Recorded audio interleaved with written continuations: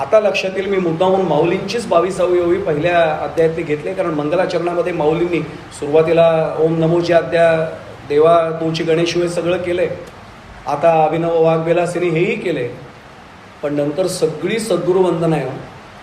म्हणजे खरं सांगायचं ना तर गुरुदेवांचा पहिलाच जर अवतार आपण जो मानतो माऊलींचा, तिथेच गुरु परंपरेचं महत्त्व तिथे खऱ्या अर्थाने सुरू झालं.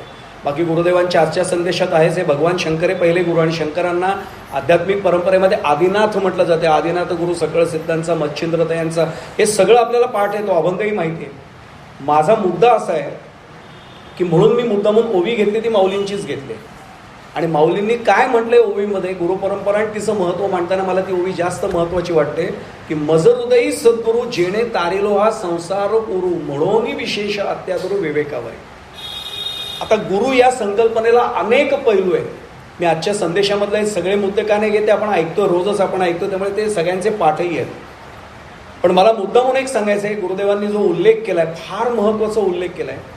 भगवान रामचंद्र प्रभू आणि भगवान गोपालकृष्ण पूर्णोत्तम पूर्णावतार आहेत, पण तरीसुद्धा त्यांनी गुरु केले ना. रामचंद्र प्रभूंनी वसिष्ठ ऋषींना केलं आणि भगवान गोपालकृष्णांनी सांदीपनी ऋषींना केलं.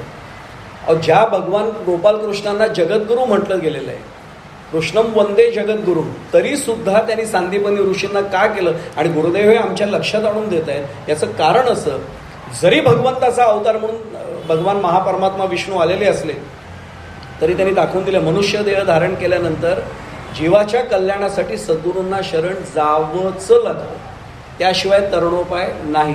समर्थांचाही आपल्याला अभंग माहिती आहे, आता तरी जाय जाय धरी सद्गुरूंचे पाय, त्याशिवाय होऊच शकत नाही. आणि म्हणून तो तुकाराम महाराजांचाही अभंग सर्वांना तो पाठ आहे की आधी म्हणजे सद्गुरू वाचोनी सापडेना सोय धरावे ते पाय आधी आधी. त्या आधी आधीचे सुद्धा अर्थ आहेत, मला त्या अभंगात शिरायचं नाही. आधी व्याधी हेही शब्द आपण ऐकलेले आहेत. आधी आधी म्हणजे नुसतं दोन आधी आधी नाही आहे, ते दोन्ही वेळा घाई करा, आग्रह करा म्हणून जसे आधी शब्द आहे, त्या आधी शब्दाचा दुसराही अर्थ आहे, पण आज तो काही प्रतिपाद्य विषय नाही आहे. पण या गुरु परंपरेचं महत्त्व लक्षात घेताना सद्गुरू आपल्याला नेमकं काय सांगतायत, गुरुदेव काय सांगतायत, थोडंसं खोलात जायचा प्रयत्न यथामती त्यांच्याच कृपेने आपण करूया. ज्याला आपण गुरु असं म्हणतो ना, त्या नुसत्या गुरु शब्दाला काही मर्यादा पण आहेत, पण जेव्हा जेव्हा आपण गुरु शब्द वापरतो तेव्हा अध्यात्मात तो सद्गुरू याच अर्थाने घ्यायचा आहे. नाही तर काय होतं तुम्हाला सांगतो, एक एक विद्या मी शिकत गेलो. हार्मोनियम मला शिकायचं, संवादिनी वादन शिकायचं आहे, कुणाकडे तरी मी जातो, कोणाला तरी शरण जातो, ते माझे गुरु होतात. मी समजा गाणं शिकायला गेलो, ते माझे गुरु होतात. तबला शिकायला गेलो, माझे ते गुरु होतात. अगदी बुद्धिबळ शिकायला गेलो, चेस शिकायला, ते माझे गुरु आहेत त्या क्षेत्रातले. या गुरु संकल्पनेला नेमकी संकल्पना स्पष्ट होण्यासाठी शांतीब्रह्म एकनाथ महाराजांना शरण गेलं की याचं उत्तर मिळतं. शांतीब्रह्म एकनाथ महाराज एकनाथी भागवतात या दोन्ही व्याख्यान, तो भगवान गोपालकृष्ण आणि उद्धव यांच्यातला तो संवाद दाखवला. हल्लीच्या दिवसात सांगावं लागतं, उद्धव म्हणजे महाभारतातले उद्धव. आता आमच्या कीर्तनकार प्रवचनकारांना हे फार, आणि मी तर मीडियामधलंच आहे, त्यामुळे आम्हाला इतकं ते सांभाळायला लागतं. हल्ली ते लाईव्ह सगळीकडे गेलेलं असतं. उद्धव कसे असतील तिकडे, काय कोणाची नावं घेता का तुम्ही, त्यावेळी होते हे सांगावं लागतं आता. आणि उद्धवजींना नेमकं भगवान गोपालकृष्ण जे सांगतायत ना, त्याचाच संदर्भ नाथ महाराजांनी दिलाय. गुरु कोणाला म्हणायचं आणि सद्गुरू कोणाला म्हणायचं, नेमका अध्यात्मातला थोडा फरक त्यांनी दाखवलाय. म्हणून आपण तर म्हणताना गुरुदेव म्हणतो, त्यालाही तुकाराम महाराजांचा अभंग आपल्याला माहिती आहे, माझ्या विठोबाचा कैसा प्रेम भाव, आपणची देव होय गुरु. आम्हाला वेगळा अनुभव आहे का? आम्हाला त्यांच्याकडे पाहिल्यावर श्री गुरुदेव दत्त वेगळं दर्शन नाही घ्यावं लागत. हे उदाहरण देऊ आपल्याला, हे राहवत नाही म्हणून सांगतो आपल्याला. हाच प्रकार मी गोंदवलेकर महाराजांचं उदाहरण एवढ्यासाठी देतोय. डॉक्टर कुर्तकोटी म्हणून महाराजांचे एक शिष्य होते, आपण नाव ऐकलं असेल. प्रचंड विद्वता, PhD तत्वज्ञानातली होती, आणि ते महाराजांना भेटून बाहेर पडले होते. आणि त्यांना ब्रह्मानंद महाराज जे पट्ट शिष्य आहे गोंदवलेकर महाराजांचे, त्यांनी गाठलं आणि विचारलं, काय डॉक्टर आनंद झाला असेल ना? म्हणले, हो, गुरुदेवांची भेट झाल्यावर आनंद नाही होणार असं कसं? काय चर्चा केली. आणि महाराज काय म्हणायचे, जसं आपले गुरुदेव सांगायचे, मी एक सांगू आपल्याला, या सगळ्या संतांचं पहिलं जीवन पाहिलं ना तर कष्टाशिवाय काही नाही हो. म्हणजे आपल्याला सगळाच इतिहास तो माहिती आहे, चरित्र गुरुदेवांचं माहिती आहे, म्हणून मी फार तपशिलात जात नाही. फक्त एक सांगू आपल्याला, अनेकांनी सुरुवातीला केवळ नावं ठेवण्याशिवाय नातेवाईकांनी काही केलं नव्हतं, काहीच. आणि ज्यावेळी सामर्थ्य कळलं अध्यात्माचा आणि अधिकार कळला, आमचे नातेवाईक, हा एक क्षीरसागर महाराज नगरचे आमचे नातेवाईक, हे सांगायला मग नंतर सगळे पुढे आले. सगळ्या संतांचा हाच अनुभव आहे, काही वेगळा अनुभव नाही. पण शेवटी संत याची पर्वा नाही करत, कारण आपण याच कारणासाठी आलो, या अवतारासाठी आलेलो आहे, आपलं उद्दिष्ट आहे ते पूर्ण झालं पाहिजे. महाराजांनी त्यांनी विचारलं, काय ब्रह्मानंद महाराज म्हणतात, काय सांगितलं काय? ते म्हणले नाही, त्यांनी मला विचारलं तुला काय इच्छा आहे? त्यांनी सांगितलं काही इच्छा नाही, रामांचं दर्शन व्हावं, याची देही याची डोळा. राम आहेच आहेत आपल्यात, पण रामांचं दर्शन व्हावं. जसं आपण सिद्धांत अवधूत चिंतन श्री गुरुदेव दत्त म्हणतो, आपल्या मनात खरं खरं सांगा, इथे छातीला हात लावून एकदा तरी वाटतं की नाही त्रिगुणात्मक त्रयमूर्ती एकदा तरी स्वप्नात तरी का होईना, पण असं हा काय लोभस दर्शन व्हावं नाही वाटत का? खरं सांगा. आपण गुरुदेवांकडे गेल्यानंतर कधीतरी आपल्यापैकी ज्यांनी अनुग्रह घेतलाय त्यांना माहिती आहे, एकदा तरी असं जाऊन मागितलंय का, महाराज मी नगरला एवढ्यासाठी आलोय, BMW किंवा मर्सिडीज यावी यासाठी आलोय, जरा बघा इच्छा आहे, मनात काही होत नाहीये पूर्ण, पुढच्या वेळी मला नगरच्या प्रांगणात नाही येऊ देणार, हे मागण्यासाठी गेल्यानंतर. कारण कल्पवृक्षाच्या तळवटी बसूनही मागितली करवंटी, अशी ओवी दासगणू महाराजांनी लिहिली. आणि आपला तर कल्पतरूच आहे, का चिंतामणी जालिया हाती सदा विजयवृत्ती मनोरथी, तैसा मी पूर्ण काम निवृत्ती ज्ञानदेव म्हणे. ज्ञानदेव म्हणे आपले गुरुदेव म्हणेच. आता लक्षात येईल तो चिंतामणीच आहे हो, तो हातात आल्यानंतर म्हणाल ते होणार आहे, पण काय मागायचं हे पण कळलं पाहिजे ना. हे मागण्यासाठी का नाही, तो तुकाराम महाराजांचा अभंग आहे, घेईन मी जन्म याचसाठी देवा तुझी चरण सेवा साधावं. आम्ही डॅम्बिस होत, मी आपल्याला नाही म्हणते, मी माझ्यासारख्यांसाठी सांगतोय, घेईन मी जन्म याचसाठी देवा नवीन बंगला बांधावया. या जन्मात नाही झाला, पण पुढच्या जन्मात जमवतो की नाही बघा. भगवंत आणि सद्गुरू हसत असतील, अरे येऊन काय मागतोय माझ्याकडे. आणि मी एक सांगू आपल्याला, त्यांना द्यायला अवघड नाही बरं का, हे काही अवघड नाही आहे. अहो असं नुसतं कुबेर यांच्या आपण सांगतो ना नेहमी, त्याच्यात कुबेर यांच्या आज्ञेबाहेर जातील का? त्यांना हे अवघड नाही, फक्त वाईट वाटतं, अरे अरे अरे. आणि एक सांगू, आजच महाराजांचं ते वाक्य आहे ना गुरुदेवांचं, फार छान आहे, की गुरु जर ज्ञान आणि वैराग्य यांनी संपन्न असेल तर शिष्याचं कल्याण होण्याची शक्यता असते, असं गुरुदेवांचं वाक्य आहे. काढून बघा आजचा संदेश, काय सावध वाक्य. गुरुदेव जे बोलतील ना, मी सांगतो संत जे बोलतात ना, ते काळ्या दगडावरची पांढरी रेग असते. कारण असे स्वतःला गुरु म्हणून घेणारे भरपूर आलेत आता. पण काय वाक्य वापरलंय, जो गुरु ज्ञान आणि वैराग्य यांनी संपन्न असेल तरच शिष्याचं कल्याण होण्याची शक्यता असते. आपण भाग्यवान होतो की अशा परंपरेत इथेच बसलोय प्रत्यक्ष. मी एवढ्यासाठी सांगतोय की आपण का त्यांच्याबद्दल बोललो आणि तो संदर्भ काय देतोय कोर्तकोटींचा लक्षात येईल. त्यांनी विचारलं, मग काय सांगितलं काय महाराजांनी? त्याने सांगितलं रामाचं दर्शन होईल. म्हटलं काय करायचं? काय नाही, ते म्हटलं रामांची मानसपूजा कर. आणि मानसपूजा समजून दिली म्हणे मला. एक सांगू आपल्याला, हातामध्ये काही नसलं तरी मानसपूजा करून बघा.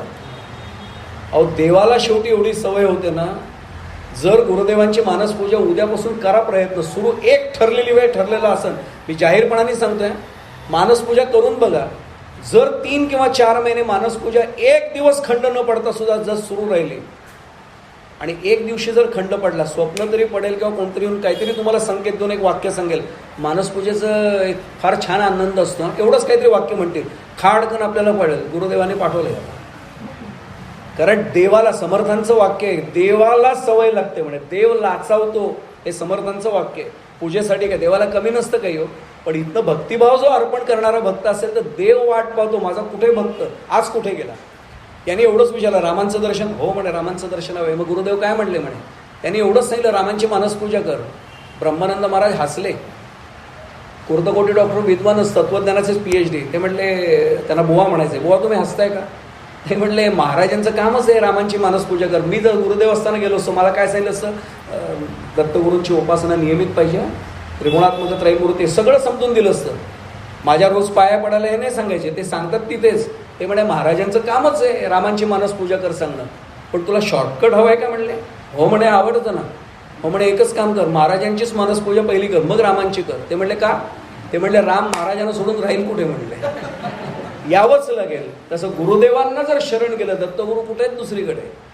नृसिंह सरस्वती हेच जर दत्तावर तरी होते आणि त्यांच्याचकडनं जर थेट अनुग्रह इथपर्यंत आलेला असेल, यांना नमस्कार केल्यानंतर तो पोचणारे कुठे? आणि ज्ञान आणि वैराग्य यांनी जर युक्त असेल तर तरतूद आहे कल्याणाची शक्यता आहे. आपल्याला ती शंका घेण्याचंच काही कारण नाही, कारण ज्ञान आणि वैराग्याशिवाय काहीच नाही आहे, हे आपल्यालाही लक्षात येईल. मी उदाहरण सांगतो, मला रावत नाही म्हणून. जुने जे आहेत नगरला गुरुदेव असताना जाणारे, त्यांना हा प्रसंग माहिती आहे. शृंगेरीचे शंकराचार्य आले होते. अनेकांनी शंका काय काढल्या सांगू आपल्याला. वेद पाठशाळा असून सुद्धा महाराजांवर सुद्धा गुरुदेवांबद्दल शंका घेणारे कमी होते असं समजू नका. गुरुदेवांना कसं काय बोलता येणार आहे? त्यांची भाषा तिकडची आहे, साऊथ इंडियन भाषा आहे, आणि ते संस्कृत तज्ज्ञ. गुरुदेव कुठे संस्कृत बोलताना कधी ऐकलं नाही. आणि दोघे आपल्याला ते चित्रही फोटोही ते आहेत उपलब्ध, आणि दोघांचीही चर्चा झाली. मी उदाहरण सांगू आपल्याला, गजानन महाराजांना ज्यावेळी आपल्याच दत्त संप्रदायामधले टेंबे स्वामी वासुदेवानंद सरस्वती भेटायला गेले, आणि अनुभव असा आहे की महाराज असे टिचके वाजवत बसले होते. गजानन महाराज, टिचकी थांबली, नजरानजर झाली, आणि त्यांनी फक्त जायची आज्ञा विचारली, आणि हो म्हटलं. बाळाभाऊ म्हणून जो त्यांचा सेवक होता त्याने गजानन महाराज त्याने विचारलं, बोलला तर काहीच नाही. एवढा आश्रम स्वच्छ वगैरे ठेवलं, ते आले, टिचकी थांबवली, एकमेकांकडे पाहिलं आणि गेले. तेव्हा महाराजांनी उत्तर दिलं, गजानन महाराजांनी, ते दासगणू महाराजांनी फार छान त्याचं वर्णन केले.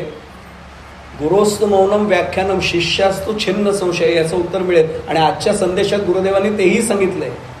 आज आपण ऐकलंय संदेश, अनेकदा गुरूंच्या न सांगण्यामध्ये सांगणं असतं आणि न बोलण्यामध्ये बोलणं असतं. आजचं वाक्य आठवून बघा आजच्या संदेशातलं. आता लक्षात येईल की प्रत्येक वेळी बोलावं नाही लागत गुरूंना. ते न सांगता अनेक गोष्टी आपल्याला देऊन जातात, न सांगता अनेक गोष्टी सांगून जातात. मी उदाहरण सांगतो त्याचं, मग माझ्या मुद्द्याकडे येतो, कारण तो मुद्दा जाईल माझ्या डोक्यातनं. कारण 6 वाजेपर्यंतची वेळ आहे, मला तिथपर्यंत बंधनात राहून ते पूर्ण करायचं आहे. एक मुद्दा आपल्याला सांगतो मुद्दा म्हणून. अनेकदा काहीच बोलत नाहीत गुरुदेव, काही स्पष्ट सांगत नाहीत, पण असं काहीतरी सांकेतिक बोलतील की नंतर उशिरा आपली ट्यूब पेटते. कारण शेवटी कसं आहे, ती कृपा पण असावी लागते. ते जे बोलत आहेत, स्पष्ट सांगू आजच्या परिभाषेत, मी विज्ञानाचाच विद्यार्थी आहे, कोडिंग आणि डिकोडिंग हे दोन्ही तंत्र आलं तरच त्याचा उपयोग आहे. आता तारयंत्र गेलं सोडून द्या, ती केबल नाही, आता तार पाठवली नाही जात, पण ते कट्ट कडकट्ट ज्यांनी मशीन पाहिलं त्यांना माहिती आहे. मी जर पोस्ट ऑफिसमध्ये बसलो असतो किती वेळ, काय ते करतात काही समजत नाही. ते डिकोडिंग केल्यावर तार वाचली, मजकूर वाचला की कळायचं काय लिहिलंय. आता मोर्स कोड आहे, ते डॉट आणि डॅश, कट्ट कडकट्ट, हे काय समजणार नाही हो. तसं गुरुदेव सटकन काहीतरी बोलून द्यायचे, माणसाला केवळ नंतर अक्कल यायची, अरे हे असं होतं का त्याचा अर्थ. पण तो अर्थ समजण्यासाठी सुद्धा पुन्हा कृपा त्यांचीच असावी लागते. मी परत परत सांगतोय. मी एक उदाहरण सांगतो, दृष्टांत देतो, म्हणजे विषय सोपा होईल. गुरु आपल्या कल्याणाशिवाय काहीच साधत नाहीत, हे अगदी स्पष्ट लक्षात घ्या. पण ते सांकेतिक बोलतात, जे आजच्या गुरु याच्यातलं जे सद्गुरु उवाचमधलं जे आहे, त्या उवाचमधलंच आजचाच पहिला विषय गुरु परंपरेच्या संदर्भातला, की ते न सांगता अनेक गोष्टी सांगतात, न बोलता अनेक गोष्टी बोलतात. एका राजाच्या बाबतीत घडलेला हा प्रसंग आहे. राजा नदीवर गेला होता, पण नदीवर गेला कशासाठी, स्नानाला वगैरे नव्हता, शिकारीला गेला होता, लवाजमा होता, आणि थोडीशी तहान लागली म्हणून थांबला. ते काय आजच्यासारखं नव्हतं की आपलं बिस्लरीच्या बॉटल्स आपल्या जवळ ठेवलं, महाराज तहान लागली घ्या ना लगेच, काही नव्हतं, मिनरल वॉटर वगैरे काही नव्हतं. आणि त्यावेळच्या नद्या थेट जाऊन पाणी पिण्याच्या योग्यतेच्या होत्या. आता नद्याही अशुद्ध झाल्या आणि विचारगंगाही अशुद्ध झाल्या, त्याला काय करणार आता त्याच्यात. फक्त अशा ठिकाणी शुद्धीकरण केंद्र असतं, तिथे आलेल्यानंतर पुन्हा शुद्धीकरण होत असतं, एवढंच सांगता येईल मला. म्हणून जशी जलशुद्धीकरण केंद्र आवश्यक आहेत, तशी विचार शुद्धीकरण केंद्र पण अशी काही ठिकाणी आवश्यकच आहे. आणि राजा थांबला, प्रधानजीला सांगितलं मी पाणी पितो, तुम्ही थांबा इथे. बरं, एक होतं, राजाच्या आज्ञेवर कोणी उल्लंघन नाही करायचं. राजा एकटाच गेला आणि छानपैकी असं खळखळ खळखळ ते पाणी वाहत होतं, स्वच्छ स्फटिक जलासारखं पाणी पाहिलं, पाणी छान ओंजळीत घेऊन पाणी प्यायलं, आणि सहज तहान भागले नाही की माणूस जरा आजच्या परिभाषेत तो रिलॅक्स होतो, जरा तहान भागली आता. आणि सहज लक्ष गेलं, समोर खडक होता. त्या खडकावर एक जटा वाढवलेला, दाढी वाढवलेला असं तो एक साधू बसला होता. तो तंद्रीत होता आणि त्यांनी समोर असं पाहत होता. राजाला वाटतं तो आपल्याकडे बघतोय, तो राजाकडे काही बघत नव्हता. एक सांगू तुम्हाला, जे विरक्तीला पोचलेत ना, त्यांचं लक्ष राजाकडे कधीच नसतं. उलट राजाचं लक्ष जर विरक्तांकडे असेल तर खात्री बाळगायची, राजाने आपला उद्धार झाल्याशिवाय राहणार नाही. काय वाक्य वापरून आपल्या लक्षात आलं असेल. राजाला गरज असते, गुरुदेवांना गरज नाही. यांनी पाहिलं साधूकडे, अरे कोणतरी फार विद्वान दिसत आहे, तेज दिसतंय, आणि तपस्येचं तेज लपत नाही. जसं जिमला जातो हे सांगावं नाही लागत. लोकांना मीच जर सांगत राहिलो, मी रोज जिम जॉईन केलं, लोक बघतील 3 वेळा ऐकून, कुठलं जिम आहे यांचं कोणाच ठरवलं. लोकांनी येऊन विचारलं, हो हल्ली जिम जॉईन केलं का, तर ओळखायचं काहीतरी आहे. मी कुठल्या जिमबद्दल बोलतोय, शरीराच्या नाही. नामसाधना जर माझी सुरू असेल, आपोआप ती गुरुकृपा झालेली की लपत नाही हो. ते तेज किती लपवा ते आपोआप कळतं. अरे हे गुरुबंधू गुरुदेवांच्या गेले जवळ अगदी. आणि आता माहिती म्हणून सांगतो, याला वाटलं तो आपल्याकडे बघतो, तो बघत होता वेगळ्या ठिकाणी. तिथे समोर त्या एका खडकाच्या जवळ एक बगळा होता. आता बगळा आपल्याला माहीत आहे, तो त्याला बकत ध्यानच म्हटलं जातं. हे सांगताना मी एवढंच सांगतो, रामदास मनसुख म्हणून आमच्या वारकरी संप्रदायातले कीर्तनकार आहेत. आज संजय बुवा रानडे एक दुसरे कीर्तनकारही माझ्या परिचित आलेले आहेत, मुद्दामून खास गुरुदेवांच्या या सत्संगाला बोलवलेलं असतात. पण तेव्हा त्यांना समजल्यावर ते म्हटले मला यायचं आहे आज, म्हणून ते आलेत खास. आपल्या बावडेकरांचे शेजारीच आहेत जुने. त्यांच्या लक्षात येईल, रामदास मनसुख म्हणून कीर्तनकार होते, फार परखड बोलायचे हो. ते म्हणायचे की हल्ली नदीमध्ये बगळे कमी सापडतात आणि ते वाक्य सोडून द्यायचे. आपल्या लक्षात आलं असेल मी काय म्हणतो, ते गादीवर आहे त्यामुळे फार काही बोलत नाही. पण ते कीर्तनात एवढंच म्हणायचे की पूर्वी बगळे फक्त नदीत दिसायचे, आता ते बऱ्याच ठिकाणी दिसतात, म्हणजे नदीत कमीच दिसतात जरा. त्यांनी बकत ध्यान लावलं होतं आणि तो काय करायचा, सारखी चोच त्या पाण्यामध्ये बुडवायचा आणि दगडाला अशी अशी घासायचा, कारण ती धार पाहिजे ना त्याला सुद्धा. आणि तो जो साधू बसला होता, राजाला वाटतो तो आपल्याशी बोलतो, साधू समोर बघत होता त्या बगळ्याकडे आणि सहज म्हटला, अरे घिसघिस घिसावे घिसघिस घिसावे ऊपर लगावे पाणी, तेरे अंदर की बात मैंने जानी. राजाला वाटलं हा आपल्याशी बोलतो. राजा म्हणतो हे काय वाक्य आहे. राजा विचारतो महाराज काय म्हणला. यांचं लक्षात नव्हतं राजाकडे, हा स्वतःच्या ध्यानात पुन्हा बसला. राजाच्या लक्षात आलं हा काय बोलण्याच्या आपल्या मनस्थितीत नाही आहे. राजाने पुन्हा एकदा पाणी प्यायलं, चेहऱ्यावर उडवलं, निघून आला. पण एक सांगू, असं वेगळं काही ऐकलं की माणसाच्या डोक्यात ते बसतं बघा. हा घोड्यावर टांग मारून बसला तरी तेच घिसघिस घिसावे घिसघिस घिसावे ऊपर लगावे पाणी, तेरे अंदर की बात मैंने जानी. काय म्हटलं ते काय समजत नाही म्हणले. हा घरी आला, तेच बडबडतोय अंतपुरात. राणी वैतागली. राणी म्हणते काय चाललंय काय तुमचं, काय अर्थ आहे का, लहान मुलगाचं काय तुम्ही, काय काहीतरी बडबड बडबड चालवले. गप्प म्हणले ते ऐकलंय, काय अर्थ नाही लागत आहे, मी अर्थ शोधतोय म्हणलं, काय कळतच नाही म्हणलं. दुसऱ्या दिवस आला. आता त्याला काय माझ्यासारख्या सलूनमध्ये नाही झालं, त्याचा राज नाभिक जो होतो तो आला. आणि पूर्वी काय रेडी शेवर्स नव्हते, काय म्हटलं लक्षात आलं असेल, त्यावेळी वस्त्रा नावाची एक पद्धत होती, ती ज्यांनी पाहिले त्यांना कळेल. तो चामड्याचा पट्टा असायचा आणि ते सटासट चालू केलं त्यांनी. पण तोपर्यंत त्यांनी फेस लावून झाला होता, साबण लावून झाला होता, त्यावेळी काही फोम वगैरे नव्हता, फेस लावून झाला होता. एक सांगू आपल्याला, किती पण मोठा माणूस असो, एकदा त्यांच्या ताब्यात गेलो ना की आपलं काही नाही राहत. तो सांगेल इकडे मान हलवा, इकडेच मान हलवा, तिकडे बघा तिकडेच बघा, काही करता येत नाही. तुम्ही किती पण मोठे बॉस असा, कुठले MD असा, नाहीतर अजून कुठल्या पोस्टवर असा, खाली बघा, खालीच बघतो तो माणूस. बायकोचं सुद्धा एखादा अनुभव ऐकत नसेल, पण तिथे गेल्यावर ऐकावंच लागतं, काय बिशत तो नाही ऐकणार. याने त्याला साबण वगैरे लावून झाला आणि साबण लावून झाल्याबरोबर हा बसला आणि सपाक आवाज येतोय. याला काही काम नव्हतं, हा पुन्हा तेच वाक्य म्हणलं, घिस घिस घिसावे घिस घिस घिसावे ऊपर लगावे पाणी, तेरे अंदर की बात मैंने जानी. आता तो नाभिक घाबरला आणि त्याने तो वस्त्र खाली टाकलं. महाराज अभय द्या, महाराज अभय द्या म्हणून साष्टांग नमस्कार.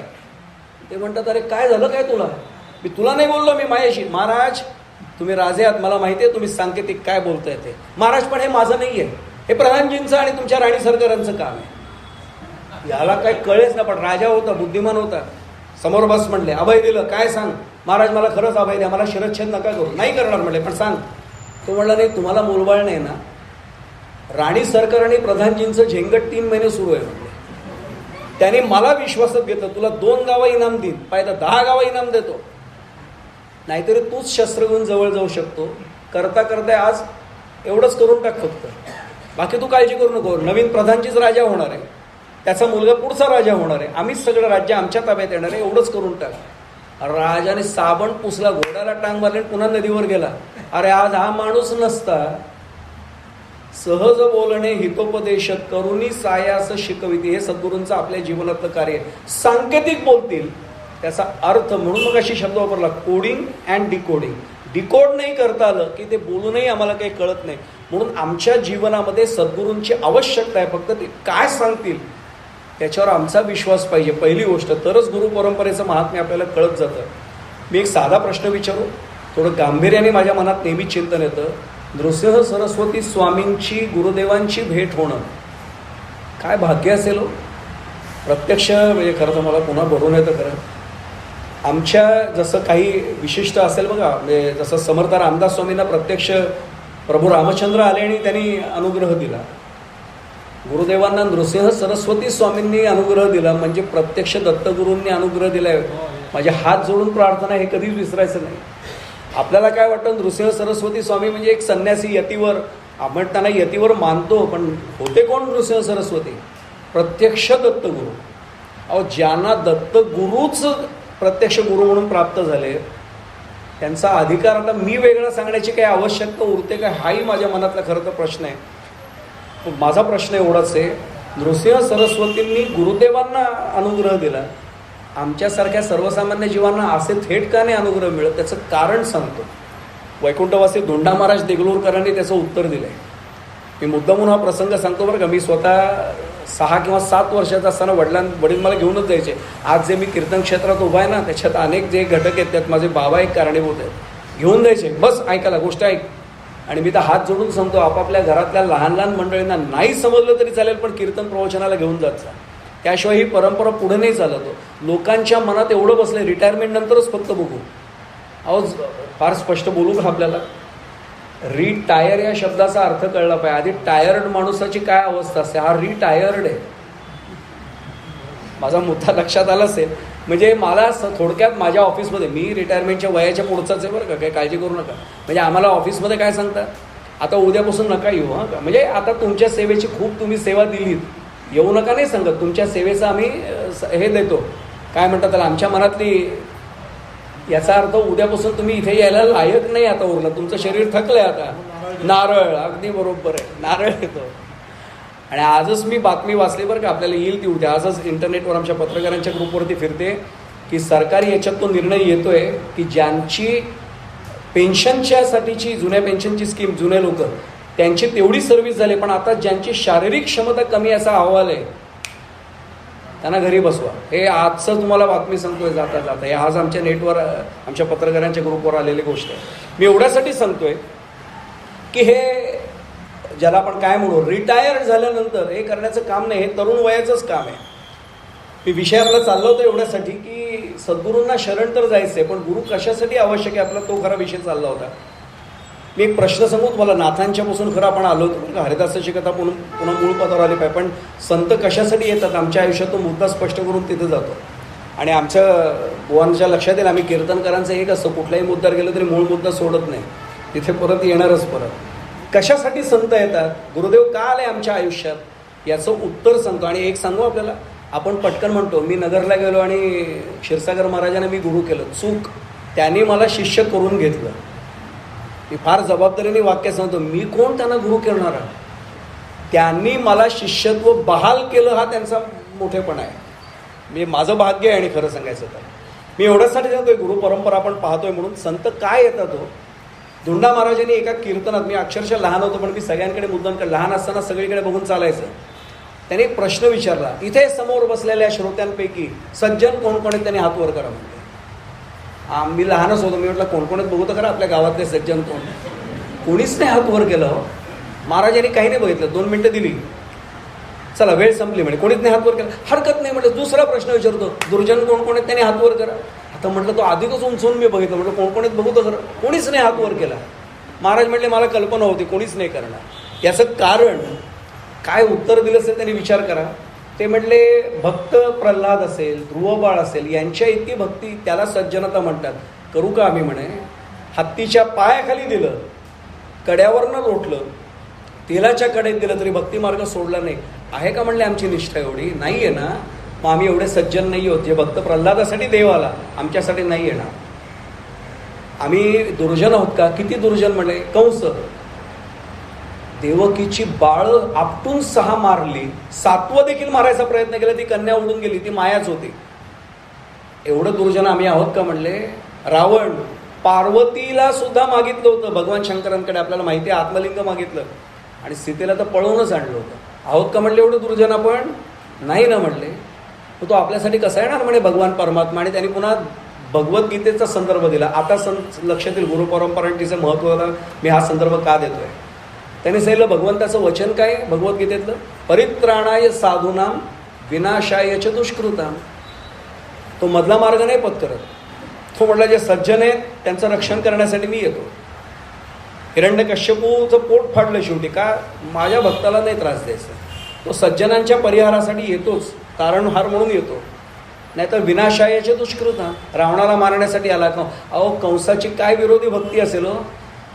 आम्हाला भेटायला मथुरेला जावं लागतं. कंसाला मारण्यासाठी देवाला मथुरेत येऊन त्याला मारावं लागलं. हिरण्यकश्यपूचा वध करण्यासाठी नृसिंह अवतार घेऊन भगवंताला यावं लागलं. याला नाही तिकडे जावं लागलं. तो त्यांच्यासाठी तरी येतो. आणि मग धोंडा महाराजांनी प्रश्न विचारला, आपण ना सज्जन ना दुर्जन, आपल्यासाठी देव येणार कधी म्हणलं? किती जन्म घालवायचे वाया? त्या देवाला काळजी आली म्हणून देव संत रूपाने आमच्यात आला. तो देवच आहे. कशावरून प्रमाण देतो? देवतेची संत, देवतेची संत निमित्त त्या प्रतिमा. फक्त प्रतिमा वेगळ्या आहेत, बाकी तो देवच आहे.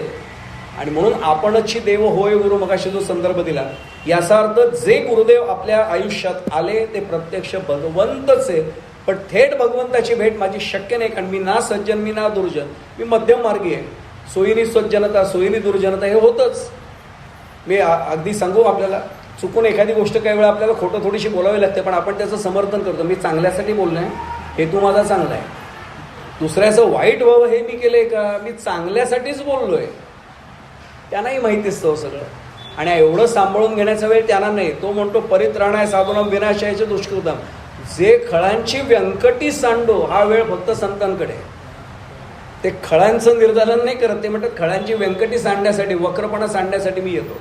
आता लक्षात येईल की ही परंपरा नेमकी का आली हे आपल्याला लक्षात येईल. मी मगाशी आता जो संदर्भ दिला तो आत्ता देतो. नाथांनी अशी व्याख्या केली, जो जो जयाचा घेतला गुण, तो तो म्या गुरु केला जाणं. आणि गुरुशी आले अपारपण, जग संपूर्ण गुरु दिसे. जग संपूर्ण गुरु दिसे. जे जे मी ज्ञान घेतलं, ज्यांच्या ज्यांच्याकडनं घेतले, ते माझे गुरुच झाले ना. मग गुरु म्हणून तर भगवान दत्तात्रेयांनी सुद्धा 24 गुरु उगाच नाही केले. नाथांनी एकनाथी भागवतात 27 गुरूंचा उल्लेख केला आहे. आणि याच्यात काही गैर नाही आहे, कारण त्या त्या ठिकाणी ते मिळालं. तो गुरुच आहे आपला. फक्त आमचे घातबुवा नावाचे कीर्तनकार होते, आपण कदाचित ऐकलं असेल त्यांचं नाव, दत्तदास बुवा वाडीचे, नरसोबा वाडीचे, आपल्याच दत्त संप्रदायाचंच ठिकाण. घातबुवा फार छान सांगायचे. ते म्हणायचे, गुरु हा शब्द आम्ही इतका बदनाम केला आहे की एखादा कोणी जर संध्याकाळी म्हणे सरकार मान्य होऊन आला, बुवांचं वाक्य अगदी सोप्या भाषेत सांगायचे, गादीवर शोभेल असंच. एखादा संध्याकाळी म्हणे सरकार मान्य होऊन आला की आम्ही विचारतो, अरे कालपर्यंत बरा होता, कोण गुरु याला भेटला? ते म्हणे यालाही गुरुच. म्हणून ते म्हणले की नाथांना पुढची ओवी लिहावीशी वाटली की गुरु वेगळे आणि सद्गुरू वेगळे. आणि उद्धवाला उपदेश करताना भगवान गोपालकृष्ण सांगतात की घर म्हणजे ज्याला आपण काय म्हणू, मंत्र तंत्र उपदेशिते घरोघरी गुरु आहे ते, जो शिष्यास मेळवी सद्वस्तू ते श्रीकृष्ण ते असं सद्गुरू माने. आता सद्वस्तू मिळवून देणं म्हणजे काय हो? गुरुदेवांनी हे उद्योग नाही केले. हे घे अंगठी घेऊन जा, हे घे सोन्याची चेन घेऊन जा, चुकून नाही केलं. मी मुद्दा म्हणून एक उदाहरण सांगू आपल्याला, रावत नाही म्हणून सांगतो. मी 6ला आटपेन बरोबर, काळजी नका करू. अगदी एखाद दुसरं मिनिट इकडे तिकडे. लाड नावाचे आपले जे गुरुदेवांचे निस्सीम भक्त होते, गुरुदेव असताना त्यांना ते भेटले होते. मी जर नाव चुकत असेल तर काशीनाथ लाड किंवा प्रसाद काशीनाथ लाड, काशीनाथ लाड पुण्याचे. काय अनुभव विलक्षण आहे. गुरुदेवांबद्दल माहिती मिळाली, वाटलं दर्शनाला जावं, पण वर्षभर नाही घडलं. मी एक सांगू, त्यांची इच्छा नसेल ना तर नाही येत बरं का. तुम्ही किती जणांना सांगा सत्संग या, येतो ना. पुढच्या आज यावेळी जरा गडबड, पुढच्या वेळी येतो, पुढच्या वेळी येतो सांगत बसतील. तुम्ही आणि मी कितीही प्रयत्न करा, जेव्हा त्यांची इच्छा असेल ना त्याला खेचून आणतील. तो माणूस आपण जर पटकन विचार, अरे आज आलात? नाही आज होता वेळ, पण वाटलं आतनं वाटलं नाही. ते तिकडनं आज्ञा आली, चल उठ ये म्हणून.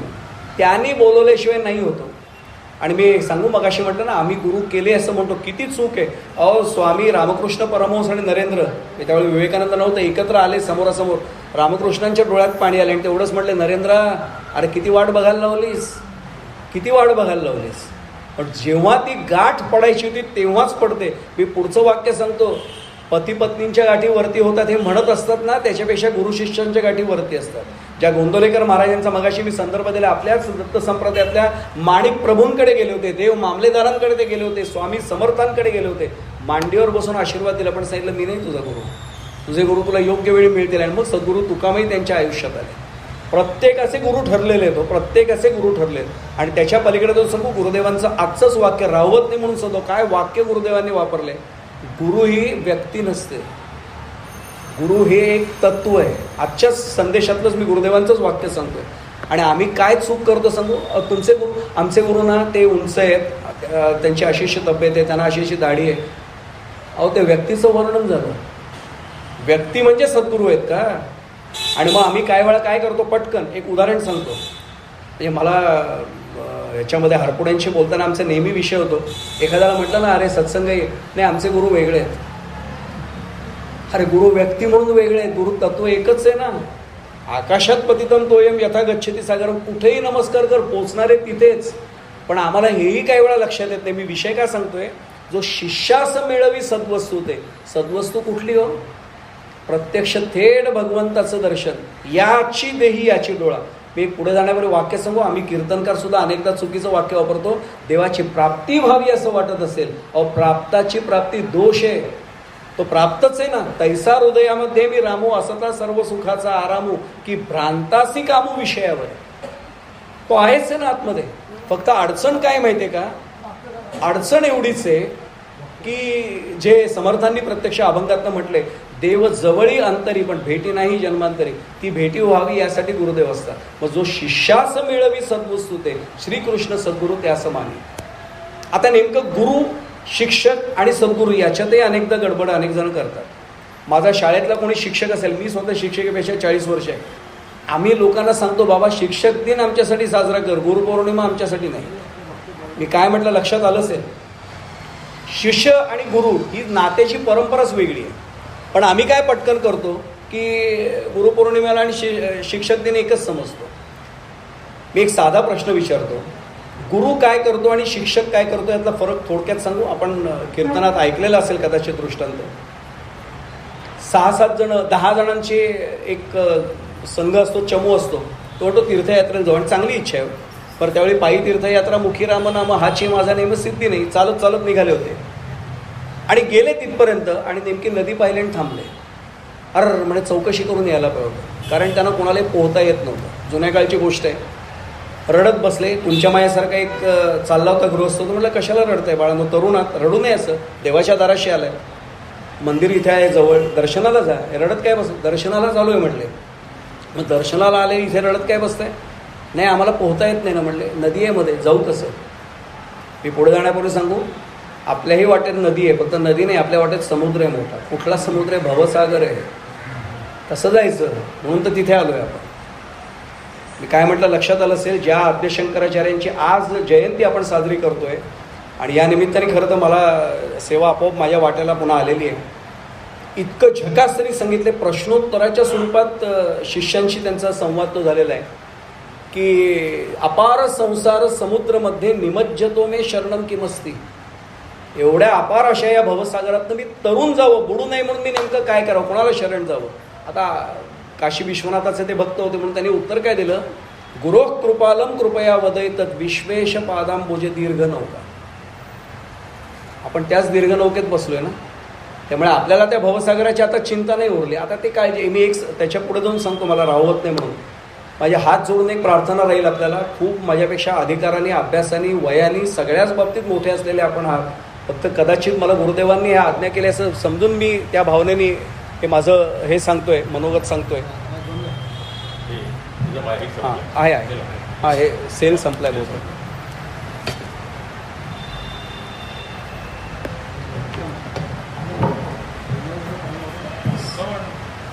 विश्वेश पादांबुजे दीर्घ नौका असं ज्यावेळी आपण म्हणत असतो, त्यावेळी एकच काम करावं, त्या नौकेत जाऊन बसायचंच आहे. पण एक माझी हात जोडून प्रार्थना राहील, अगदी हात जोडून. म्हणजे माझ्या वयाकडे अजिबात बघू नका. मी तुमच्यापेक्षा वयाने, अधिकाराने, अभ्यासाने सगळ्या बाबतीत लहान आहे. फक्त माझ्या हात जोडून प्रार्थना एवढ्यासाठी राहील की मी अनुभव घेतलाय म्हणून सांगतो. ज्या क्षणाला मी गुरुदेवांच्या समोर दर्शनाला उभा राहीन आणि सांगेन की गुरुदेव मी नाही तुमचा हात धरणार आहे, आता तुम्ही माझा हात पकडायचा. तुकाराम महाराजांचा अभंग संदर्भासाठी देऊ आपल्याला. जेथे जातो तेथे तू माझा सांगाती, पण चालविसी हाती धरून या. मी चालेन तुझा हात धरून सांगाती या असं नाही म्हटलेलं, चालविसी हाती धरून या. आपण त्यांचा हात धरायला गेलं ना, कधी सुटेल पत्ता नाही लागायचा या संसाराच्या सागरात. त्यांनी धरला की केव्हा कुठे सोडायचं त्यांना बरोबर माहिती आहे. आणि दुसरी माझी हात जोडून प्रार्थना राहील, हे मी गुरुदेवांना साक्षी देऊन सांगतो, हे मी हे न लाजता सांगतो, हे मी करतो.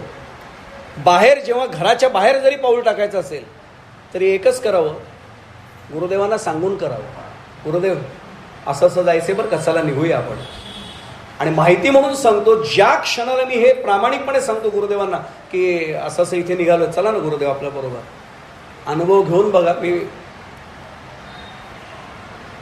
खात्री देऊन सांगतो, त्या क्षणाला कुठल्या ना कुठल्या स्वरूपात गुरुदेव अस्तित्व दाखवल्याशिवाय नाही राहणार. फक्त सांगून निघायचं. मी एक उदाहरण सांगतो. तुम्ही म्हणाले हे काय भावनेच्या भरात बोलताय तुम्ही. नाही, मी मानसशास्त्राचाही विद्यार्थी म्हणून सांगू आपल्याला. लहान बाळाचं काम काय असतं, त्याला जेव्हा खेळायची लहर येते, बाहेर मित्रमैत्रिणी त्याचे हाक मारत असतात, सवंगडी हाक मारतात. एकदम छोटं बाळ आहे, जेमतेम 2, 2.5, 3, 4 वर्षाचं असेल, अंगण आहे बाजूला, आता रस्ता आहे बाजूला. बाळ काय करतो, आई किती कामात असू दे, नवऱ्याला एक वेळ झापते, हे मध्ये तुम्ही काही करू नका, मला आता हे सकाळची वेळ घ्यायची आहे, पाणी भरणं सुरू आहे, स्वयंपाक तुमचा डबा राहील. मुलांनी किती हस्तक्षेप करा, काय बोलते का बघा माऊली. शेवटी वेडा वाकुडा बोलीनं परी तुझाच म्हणवीन, हे जेव्हा आम्हाला कळतं ना त्यावेळी कृपा समजते. मी वाक्य सांगतो आता. बाळ एवढंच आईला सांगतं, आई मी खेळायला चाललो हा बाहेर, आणि तो निघतो सुद्धा, थांबत पण नाही. मला सांगा, जी माऊली नवऱ्याला ऐकवते, घाईची वेळे अजिबात मध्ये बोलायला येऊ नका, हे सगळं राहील, माझी कामं राहू दे, मदतीला येत आहे का कोणी, सगळं ऐकवेल. पण हीच माऊली बाळ जर छोटं बाहेर गेलं सांगून, मी चाललोय बाहेर, सगळी कामं बाहेर टाकून नाही जात आई, 10 वेळा जाऊनही बघते, माझ्या बाळाला काही झालं नाही ना, पडलं नाही ना. सज्जनो, माझ्या हात जोडून प्रार्थना राहील, ज्या क्षणाला मी हे सांगून बाहेर पडेन ना, कुठलंही काम करताना खात्री देऊन सांगतो, मी परत सांगतो, माझं म्हणून ऐकू नका. मी आसनावर आता बसलोय, गुरुदेवांना साक्ष देऊन सांगतोय, अनुभव घेऊन बघा. फक्त सांगून बाहेर पडा. पदोपदी जाणवतंय, सांभाळतायत. न घडणारी कामं सुद्धा एवढी अशी सक्त होऊन जातात, आपल्याला आश्चर्य झालं कसं काय. फक्त आमची श्रद्धा नाही कमी पडतं कामा.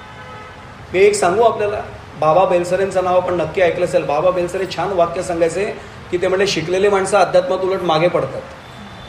आणि बाबांचा शब्द सांगतो, हा माझा शब्द नाही. बाबा म्हणतात, शिकलेली माणसं श्रद्धा दरिद्री आहेत. सगळं मिळेल त्यांच्याकडे, विद्वत्ता अफाट मिळेल, दारिद्र्य श्रद्धेचंच आहे म्हणे त्यांच्याकडे.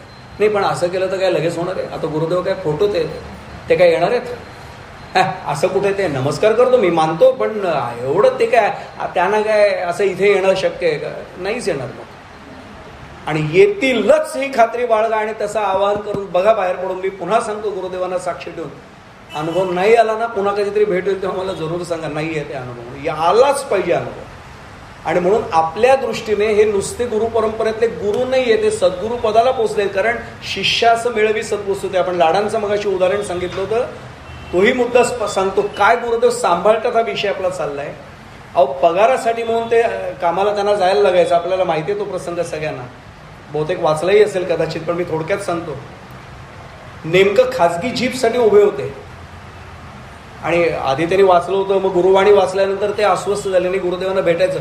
65 का 66 वेळा आणि एक सांगू आपल्याला, ज्यांनी गुरुदेवांना त्यावेळी भेटले त्यांना सांगतो की गुरुदेव प्रत्येकाला पायावर नाही डोकं ठेवू द्यायचे. मी काय म्हणतो लक्षात आलं असेल, जुन्या भक्तांना सगळ्यांना माहिती आहे. विशिष्ट माणसांना मात्र, अहो एका माणसाला तर नाव घेऊ नये, ते नाव आहे त्यांच्या त्या चरित्रामध्ये. एका माणसाबद्दल साधकांमध्ये चर्चा सुरू झाली, हा का गुरुदेवांच्या जवळ, हा का सारखा गुरुदेवांच्या जवळ. खरं तर आपण ही शंकाही काढू नये. मी एक सांगू आपल्याला, त्यांच्याजवळ कोणी यायचं हे आपण नाही ठरवायचं, तेच ठरवणार आहे.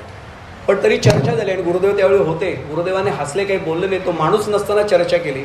आणि गुरुदेवांचं वाक्य सांगू आपल्याला, मी जबाबदारीने हे गुरुदेवांचं वाक्य आपल्यासमोर उद्धृत करतोय. गुरुदेव असं म्हणाले की तो बाहेर असला ना तर तुम्हालाच त्रास देईल, तो इथे माझ्याकडे असला की बांधलेला राहतो, मला इथेच त्याला ठेवू द्या. काय वाक्य होय. आणि खरं सांगू आपल्याला, हे गुरुदेवानं कोणी विचारायचं धाडस नव्हतं केलं, इथं का तुमच्याजवळ, चर्चा तिकडे चालली होती. आणि गुरुदेव हळूच एवढंच म्हणले, बाबांनो मला कल्पना आहे तुम्ही का अस्वस्थ आहात, पण त्याला माझ्याजवळच राहू द्यात, तो बाहेर गेला की तुम्हाला त्रासदायक ठरेल, इथे असला की तो बांधलेला राहतो. काय एकेकाला ओळखून आहेत, फक्त विचार करा. आणि मी सांगू आत्ता सुद्धा, मी कोण आहे, हे कोण आहे, ते कोण, ते त्यांना नाही लपवतो. प्रत्येकाचं पाणी झोपून आहेत तिथे, ते कोण कसा, म्हणजे कोण कितने पाणी मी म्हणतो ते बरोबर तिथे माहिती आहे त्यांना. लाडांचं उदाहरण मी एवढ्यासाठी दिलंय, लाडांच्या समोर ती खाजगी जीप आली, पदोपदी सांभाळतात, त्याच्यावरून आपला विषय निघालाय. गुरु परंपरेचं महत्व किती आहे. एकदा आपल्याकडे आलेल्याला नाही सोडत. आणि नेमकी ती जीप थांबली, ओरडला पटकन जीपचा ड्रायव्हर, जीप रिकामी, चला फक्त 2 सीट. आणि नांगरे म्हणून लाडांच्या बरोबर होते, आपण चरित्र काढून पहा. नांगरे म्हणून त्यांचे असिस्टंट होते, सहाय्यक होते. त्यावेळी आम्ही पण दोघे होतो. त्यांनी उद्धटपणे सांगितलं तुम्ही नाही बसायचं. 2 प्रवासी घेतले आणि तशी जीप सोडली. ते वैतागले, एकमेकांकडे पाहिलं, काय माणूस आहे म्हणले, गाडी तर रिकामी आहे, 2 सीट म्हटलं आणि आम्ही पण 2 सीट काय जाडे होत का आम्ही, एवढे काय सीट काय अख्खी जीप आम्ही हे केले का, सगळे बडबडून झालं. 10 मिनिटांनी मागची जीप आली आहे. त्यांनी यांना घेतलं आणि निघाले आणि ते म्हटले आम्ही 10 मिनिटं पुढे गेलो आणि गर्दी होती, ट्रॅफिक बंद. उतरून पाहिलं तर पहिली जी जीप गेली होती ते ॲक्सिडेंट झाला होता, झाडावर ठोकली गेली होती आणि त्याच्यातले सगळे गेले होते. लाड काय झाली असेल अवस्था विचार करा. त्यांनी सगळी कामं सोडली, नगरला जाऊन गुरुदेवांच्या पाया पडल्या. पण चरित्रातला प्रसंग पाहिला असेल, काय अनुभूती असेल. मला राहवत नाही म्हणून सांगतो, गुरु परंपरा आणि महत्त्व आपण पाहतोय. अहो आम्ही नृसिंह सरस्वती स्वामी महाराजांना नसू भेटलो, पण आज जो गुरुदेवांनी संदेश दिलाय की गुरु परंपरेत एकाला नमस्कार करा, तो पूर्ण गुरु परंपरेला नमस्कार असतो. प्रत्यक्ष म्हणजे ज्याला आपण काय म्हणूया, भारताच्या संरक्षण क्षेत्रामधल्या एका मोठ्या आस्थापनेमध्ये संशोधक म्हणून असलेले फाटक, विनायक फाटक, मी जर नाव चुकत पुण्याचे, प्रचंड निष्ठा गुरुदेवांवर. म्हणजे गुरुदेवांना विचारल्याशिवाय काहीच करायचं नाही. आणि गुरुदेव यात्रेला जायचे बघा, त्या प्रत्येक यात्रेत गुरुदेवांची यात्रा नाही चुकवायची. जेव्हा जायचे आळंदीला, पंढरपूरला गुरुदेवांची साथ नाही सोडायची. एवढ्या मोठ्या आस्थापनेत असलेला माणूस रजा टाकून जायचा. आणि एकदा घडलं असं की ते 18,000 फूट उंचीवरच्या एका पोस्टवर त्यांना पोस्टिंग मिळालं, जिथे संरक्षण खात्याशिवाय कोणी राहू शकणार नाही. कडाक्याची थंडी म्हणजे बर्फच, सियाचीन डोळ्यासमोर आणा. मी काय म्हटलं लक्ष देईल, तिथे ॲव्हलॅन्चेस सुद्धा अनेक वेळा कॉमन फेनोमेनन आहे, नेहमी घडतं हिमस्खलन. आणि अशा ठिकाणी ते राहून आतमध्ये आले, आंघोळ केली आणि त्यांनी पत्नीला, दोघे अनुग्रहित होते, पत्नी पण त्यांच्या अनुग्रहित. आणि एक सांगू, चाक रथाचं दोन्हीकडनं जसं ते प्रपंचात आवश्यक आहे ना, गुरुदेव नेहमी सांगायचे इथेही दोन्ही चाकं आवश्यक आहेत. एक मागे एक पुढे आलं की जरा खटखट होतं, ते दोघेही होते. आणि याने आंघोळ केली, कपडे घातले आणि सांगितलं नगरला जायचं आता. भले पुणे नगर अंतर आज खूप तसं सोपं वाटतं, पूर्वी तेवढं नव्हतं सोपं. ते सगळ्या घरच्यांनी म्हणजे नातेवाईक बाकीचे म्हणलं आत्ता आलात तुम्ही, 3 महिने तिकडे होतात, काहीतरी झोप वगैरे तर काढा, विश्रांती घ्या, उद्या जा ना. ते म्हणलं नाही, मला गुरुदेव बोलवत आहेत, मला आतनं अस्वस्थ झालं आहे. मी पुन्हा सांगतो, खरं मला हा प्रसंग सांगताना भरून येतो. वाक्य मुखात एवढंच बाहेर पडलं फाटक साहेबांच्या की नाही, मला गुरुदेव बोलवत आहेत, मला जायचं, तुम्ही काही शिव्या घाला मला तरी चालेल. मी निघालो आणि पत्नी आणि ते निघाले. त्या सभागृहाचं काम आता पूर्ण झालं, त्यावेळी चालू होतं. आणि फाटक साहेबांनी वर्णन असं दिलंय की सगळं सभागृह गुरुदेवांच्या दर्शनासाठी आतुरून थांबलेलं होतं की आता गुरुदेव येतील आणि दर्शन होईल. आणि हे त्या बांधकामाच्या, तिथल्या चालू असलेल्या बांधकामाच्या पायऱ्यांवर गुरुदेव बसून होते. आणि फाटकांना पाहिल्यावर स्वतः गुरुदेव उभे राहिले आणि अक्षरशः असे खांद्यावर आठवले, छान झालं ना सगळं, चला आतमध्ये. म्हणून हात धरून गुरुदेव त्यांना आतमध्ये घेऊन झाले.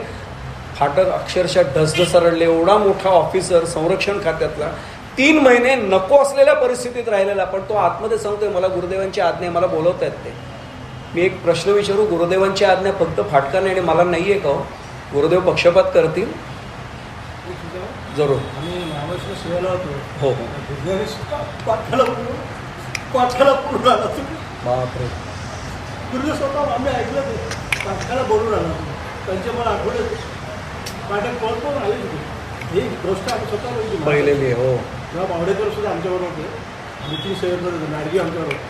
क्या बात, मला पट्टीशी आठवलं. भाग्य आहे तुमचं, खरंच भाग्य आहे, खरंच भाग्य. भाग्य ते पाठक म्हणजे आम्ही ऐकलं. हो ना, हो ना, गुरुदेव स्वतः फाटक स्वतः होतेच ते, खरं आहे. आणि याच फाटकांचा अनुभव सांगतो. म्हणजे गुरुपरंपरा आणि तिचं महत्त्व आपल्याला, आम्ही शंका उपस्थित करतो, अशी काही गुरुपरंपरा असते, असं काही महत्त्व असतं? फाटकांच्या बाबतीत घडलेलं असे, फार मोठा सायंटिस्ट हा, रिसर्च करणारा. आणि परिसंवाद होता, सगळे वेगवेगळ्या ठिकाणचे शास्त्रज्ञ यांच्याकडे येणार होते. आणि नेमकी गुरुदेवांची यात्रा त्यावेळची गाणगापूरची ठरली होती. मी अगदी नावानिशी सांगतोय, गाणगापूरची यात्रा. आपल्याला माहिती आहे गुरुदेवांचं चरित्र. गाणगापूरला निघाले होते. हे निघाल्यानंतर यांनी सांगितलं फाटकांनी ऑफिसरला, मला रजा पाहिजे. त्यांनी सांगितलं परिसंवाद आहे, पहिलंच भाषण तुमचं आहे, रजा नाही मिळणार. म्हटलं तुम्ही सायंटिस्ट आहात, रजा नाही मिळणार, तुमचं भाषण दुसरं कोण करणार? ते नाही म्हणले, मला गुरुदेवांची यात्रा मी नाही चुकवणार, तुम्ही काय नोकरीतनं काढलं तरी चालेल, मला जायचं आहे, मी गाणगापूरला जाणार आहे. त्यांनी उर्मटपणाने एक वाक्य वापरलं त्या ऑफिसरनी, गाणगापूरला कुणी जायचं नाही ठरवण्याचा मला अधिकार आहे म्हणले. ते वाक्य सांगतोय पुन्हा फाटक साहेबांचे बॉस त्यांचे, त्यांना कोण माहिती गुरुदेव कोण आहेत. फाटक साहेब मनाची अशी तयारी करून घरी आले आणि पत्नीला त्यांनी सांगितलं की वेळ आली तर राजीनामा देईन आता. मी नाही गुरुदेवांची यात्रा चुकवणार. आणि दुसऱ्या दिवशी ते ऑफिसमध्ये गेले आणि आश्चर्य वाटेल, त्यांना पत्र आली होती सगळ्या शास्त्रज्ञांची की तारीख पुढे ढकला, आम्हाला जमत नाही आहे. ज्यांनी वाचलाय प्रसंग त्यांना कळेल लगेच. आणि सगळ्याच्या सगळ्या शास्त्रज्ञांनी कळवलं की ही तारीख जमत नाही, पुढे ढकला तारीख. आणि त्या ऑफिसर हसला फक्त आणि म्हटले, फाटक काय चावी मारली? ते म्हटले, मी नाही मारली, नगरून चावी गेली म्हणते तिकडे. आणि मग फाटक साहेब आले, गुरुदेवांना प्रसंग सांगितला. गुरुदेवांनी काही सांगायच्यात विचारलं, काय मग गाणगापूरला यायची इच्छा झाली का पूर्ण? ज्यांनी गुरुदेवांना ऐकलंय त्यांना लक्षात येईल मी काय म्हणतो. फार मोजकं बोलायचे ना, पण त्याचं म्हणून मगाशी सांगितलं की न बोलता बोलणे आणि न सांगता सांगणे हे गुरुपरंपरेचं पहिलं वैशिष्ट्य आहे. मी उदाहरण सांगत होतो, ते 10 जण आले आणि रडायला लागले. भवसागरासारखी ही नदी आहे म्हटले समोर. त्या गृहस्थाने सांगितलं, कमाल करताय, नावाडी आहे ना तिथे 4-4 आणि मी देऊ का म्हणे पैसे 10 जणांचे? नाही म्हटले, पैसे आहेत आमच्याकडे, जा ना बसा म्हणले. गेले, नावाडी दादाला बसायला सांगितलं. नावाडी दादानी बसले 10 जण. हे वेड्यासारखे त्या नावाड्याला प्रश्न विचारत आहेत. नावाडी दादा तुम्हाला पोहता येतं ना? ते म्हटलं, अरे बाप दादांपासून हा व्यवसाय सुरू आहे, सगळ्यांना पोहता येतं, तुम्ही काय प्रश्न विचारताय? आमच्यापैकी कोणाला पोहता येत नाही म्हटले. पडलो तर? अरे नका काळजी करू, मी आहे ना म्हटले, 10च्या 10 जणांना काढीन बाहेर, काय काळजी करू नका म्हटले. तरी एकमेकांना सूचना देतात, काठ धरून बस, नीट बस, अमुक बस, तमुक बस. गेले पलीकडे, पैसे दिले, आता तरी जावं ना दर्शनाला. यातल्या एका सुपीक डोक्याच्या माणसाने सांगितलं, जरा कोणी पडला नाही ना बघा, नाही तर म्हणे पंचायत यायची. समोर उभं केलं आणि मोजलं, 1 2 3 4 5 6 7 8 9. पडला म्हणले 10वा कोणतरी. दुसरा म्हणला, तो लहानपणापासून गणितात कच्चा आहे, तो बाजूला मीच मोजतो. तो गेला, 1 2 3 4 5 6 7 8 9 आणि सगळे खाली बसले. झालं, नको तेच झालं. यात्रा काय कोणाची तरी अंत्ययात्रा निघायची वेळ आली म्हणला. अशा वेळी सद्गुरू ज्यांना आपण म्हणतो ना, अशी एक अधिकारी व्यक्ती चालली होती, ती थांबली. काय रडताय म्हणले? नाही म्हणले, आमच्यापैकी 1 जण पडला. किती जण होतात म्हणले? ते म्हणले 10. नजर टाकली. ते म्हणले, ठीक आहे, मला एकदा प्रयत्न करू द्या. आता तरी त्याला प्रयत्न करू द्यायचा, पण शंकाच भरपूर. तुम्ही भगवी वस्त्र घातले, चेहऱ्यावर ते जे तुमचं वेदपाठ असतील, पण गणित आहे का म्हणले तुमचं नीट? ते म्हणले, बघू तर खरं, मला करू देतात प्रयत्न. आणि मोजले, 1 2 3 4 5 6 7 8 9 10. ते म्हणले, गुरुजी पण नक्की मोजलेत का? उलटे मोजतो म्हणले, 10 9 8 7 6 5 4 3 2 1 झाले म्हणले. पायच धरले. गुरुजी आम्हाला जमलं नाही, तुम्हाला कसं जमलं? आपल्याला प्रसंग माहिती असेल, पण गुरुजींचं उत्तर आहे का? म्हणजे गुरुदेव का आपल्या आयुष्यात येतात, गुरुपरंपरेचं महत्त्व काय आता लक्षात येईल. त्यांनी एकच उत्तर दिलं, तुम्ही सगळ्यांना मोजत होतात, पण या जगात तुम्ही कोण आहात यालाच विसरून गेला होता. या जगात तू कोण आहेस आणि कशासाठी आलाय हे जो आम्हाला समजून देतो ना, तो आमचा खऱ्या अर्थाने सद्गुरू असतो. नेमकं गुरुदेव त्यासाठी आलेत. नाथ महाराजांचंच उदाहरण सांगतो. नाथांचंही जनार्दन स्वामी आणि त्यांनाही दत्तगुरूंचं दर्शन देवगिरी पर्वतावर झालं होतं. 7 वर्षाचे असताना नाथ महाराज प्रश्न विचारतात. जनार्दन स्वामींनी विचारलं, काय हवंय बेटा? त्यांनी एवढंच विचारलं, मी कोण, कोठील कुठे, मजलागी जाणे, का हे जगात घडले, मम साच येणे, याचा विचार करूनी शिणलो मी वाया, सांगोनी सुखी करा मज स्वामी राया. 7 वर्षाचे नाथ महाराज जे विचारतात, ते 7वर शून्य आल्यावर सुद्धा विचारायची इच्छा जर मला नाही झाली, मी एकच विचारतो, गुरुदेवांना काय वाटेल? अरे आलोय कशासाठी? माझी नेमकी काय जगात भूमिका आहे? माझ्या भोवतीचं जग जे सांगतील ते शिक्षक आहेत, पण या जगामध्ये मी कोण आहे आणि कशासाठी आलोय आणि माझं इप्सित कार्य काय हे सांगणारी गुरुपरंपरा आहे. अगदी थोडक्यामध्ये मी मुद्दाम विषय मांडत चाललोय, ही गुरुपरंपरा. मी या जगात कशासाठी आलोय, मला नेमकं काय करायचंय? गुरुदेवांचं जे आजचं वाक्य आहे ना, की सर्वांच्या हितासाठी, सर्वांच्या कल्याणासाठी. कल्याण कशात आहे? बंगले बांधण्यामध्ये कल्याण आहे, गाड्या येण्यामध्ये कल्याण आहे. मी नेमका कोण आहे आणि कशासाठी आलोय याचं आकलन होणं, याचं ज्ञान होणं, म्हणजे मूळ स्वरूपाशी नेमकं आपण समरस होणं, याला खरं कल्याण म्हणत असेल तर ते कल्याण फक्त आणि फक्त गुरुपरंपरेतनं होतं, अन्यथा होत नाही. म्हणून त्यातला सर्वात महत्त्वाचा भाग आहे. बाकी सद्गुरूंच्या आयुष्यात येण्यामुळे काय घडतं असा अनेक जण प्रश्न विचारतात, की गुरुपरंपरेचं महत्त्व आपण सांगतोय, काय घडतं गुरु आपल्या आयुष्यात आले, काय घडतं मोठं? गुरुदेवांच्या बाबतीत तर प्रत्येकाचे वैयक्तिक अनुभव अनेक असतील, म्हणजे प्रपंचातले असतील, परमार्थातले असतील. पण मी एक सांगू आपल्याला, गुरु आपल्या आयुष्यात आल्यानंतर पहिली भेददृष्टीच घालवतात. जर ती भेददृष्टी गेली नसेल तर ओळखायचं अजून सद्गुरू कृपा झालेलीच नाही. अजूनही मला असं वाटतं हे अमुक, मी एक वाक्य सांगू, भेद जो सारखा मानतो ना तो जीव असतो आणि भेदांपासून पलीकडे गेला तो शिव असतो. माझं जीवाचं रूपांतर शिवात करण्याचं सामर्थ्य फक्त आणि फक्त गुरुपरंपरेत आहे, दुसरीकडे असूच शकत नाही. आणि मला महाराजांचं, गुरुदेवांचं वाक्याचं एवढं आवडलं आहे की ते म्हणतात की ह्यातला प्रत्येक परंपरेतला प्रत्येक जण हा स्वतःला अजूनही शिष्य मानतो. म्हणजे गुरुदेव आपले गुरु आहेत, पण त्यांची भावना काय आहे? मी स्वामी नृसिंह सरस्वतींचा शिष्य आहे. मी काय म्हणतो लक्षात आलं असेल, गुरुदेवांचा आजचा संदेश काढून पहा की तो प्रत्येक जण अजूनही शिष्यपदाला तो जपत असतो. आणि खरं सांगू, हेच मोठे पण गुरु परंपरेचं आहे. ते अनेकांचे गुरु आहेत, पण ते आपल्या मूळ गुरूंना नाही विसरलेले. आणि मग नेमकं कसं होतं, ज्याची आज प्रत्यक्ष जयंती आहे, श्रीमद आद्य शंकराचार्य, त्यांनी शतश्लोकीमध्ये याचं वर्णन केलेलं आहे. दृष्टांतो नैव दृष्ट स्त्रिभुवन जठरे सद्गुरु ज्ञानदातु स्पर्शश्चे तत्र कल्प्य सनयते यदहो स्वर्णताम अश्मसारम न स्पर्शत्वम तथापि श्रितचरणयुगे सद्गुरु स्वीय शिष्ये आणि स्वीयम साम्यम विधत्ते भवती निरुपमस्तेन वा लौकिकोपी.